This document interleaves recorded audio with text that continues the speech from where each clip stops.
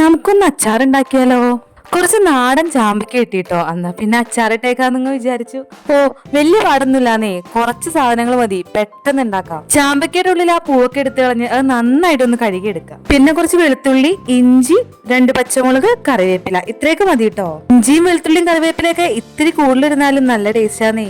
എണ്ണ ചൂടായി കഴിയുമ്പോൾ അതിനകത്തേക്ക് ഇഞ്ചിയും വെളുത്തുള്ളിയും പച്ചമുളകും കറിവേപ്പിലൊക്കെ ചേർത്ത് നന്നായിട്ട് അതൊന്ന് വഴറ്റിയെടുക്കാം. കുറച്ച് തീ കൂട്ടി വെച്ചാ പെട്ടെന്ന് വഴണ്ടി കിട്ടും, പക്ഷെ കരിഞ്ഞു പോവാണ്ട് നോക്കണേ.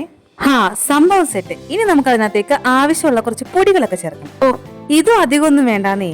കുറച്ച് മുളക് പൊടി, കുറച്ച് മഞ്ഞപ്പൊടി, നന്നായിട്ട് ഇളക്കിയെടുക്കുക. അത് കരിയുന്നേക്ക് മുന്നേ നമ്മൾ എടുത്തു വെച്ച ചാമ്പയ്ക്കയും കൂടി അതിനകത്തേക്ക് ചേർത്ത് കൊടുക്കാം.